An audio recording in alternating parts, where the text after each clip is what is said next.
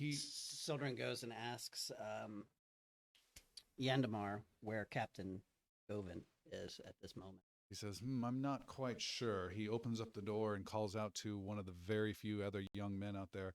Where is acting Captain? Oh, he's right here. You hear some footsteps.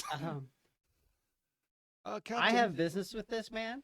Any of you can choose to remain. And Sildren. Palik is still right behind you. Yeah, so where Sildren interrupts his path and basically will is there like a room nearby right now the whole group is inside this giant storage room morgue filled with bodies, almost mummified bodies everywhere, almost stacked on top of each other. Here's the door Lord Endemore is motioning for.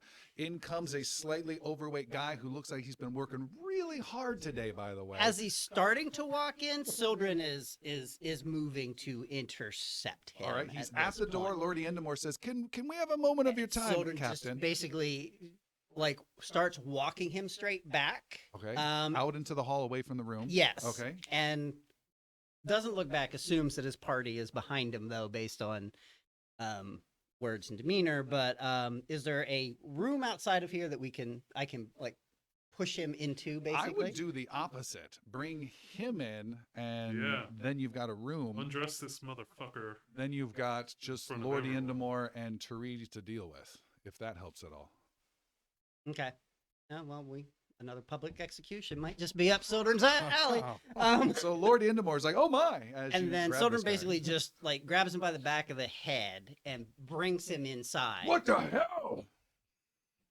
Tell me why you killed Ignal Heavybringer. Oh my, what is this?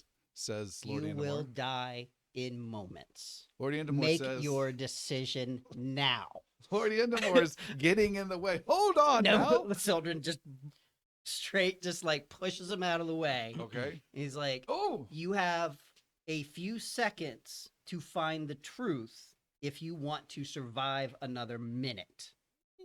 Make intimidation +4. Don't think this is Sildren's expertise. Sounds great in your head. And meanwhile, there's but there's energy starting to crackle over his hands at the same time because there's spells coming, all right, power coming up from inside. From behind Sildren, can Palik give an intimidating glare? Yes. It's that gesture, right? Yes. The demoralizing gesture. Motherfucker! You don't need to roll, right? You just intimidating glare. You do. Yes. Yeah, you do. 33. 33 is good enough. He says, hold on now. Just everyone relax for a bit. There's some misunderstanding. Yaru is next to Ignal's body and is pointing to it. Explain yourself. The only misunderstanding is the fact that you have about another 30 seconds to live if you don't immediately tell us the truth. And then you may have about 2 days to live. It wasn't me. It was me, but it wasn't me. I was paid to make sure he didn't come back. And who paid you? I was paid by a member of the Voss family, a man named Montre. Oh my fucking god. And you betrayed the captain of the guard. In this time, when dragons are assaulting your city, when your king lays injured, you are assassinating the captain of your guard. Because you were paid to do so? Is that correct? He was mortally wounded and he didn't feel a thing. Piercy wants to tumble behind. I'm not a smart man. Have sealed your fate. And Sildren will cast a 5th level Searing Light. Oh, boy. Yeah. Don't roll the hit, just roll the damage. Actually, roll the hit, and if you get a 30 or higher, it's a critical. You're guaranteed to hit no matter what you roll. That will be a 32. That's a critical hit. and it is at 5th level.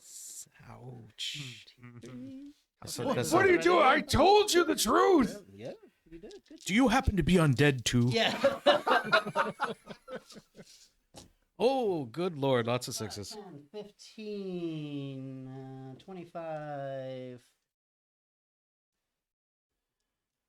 35, 38 points of damage, fire damage. Okay.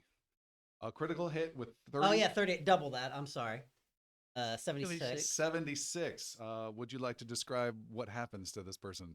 Yeah, I would actually. It's basically Sildren grabs him by the back of his head and basically shoves like his hand right over his mouth and casts searing light, so it goes internal. Basically, Like you don't even see it, but you see it come out like the backside first. yeah, it's there's just this really low glow about him for a few moments, like he's very angelic as this horrid expression of pain crosses his face, but he can't scream because it's being covered by Sildren's spell.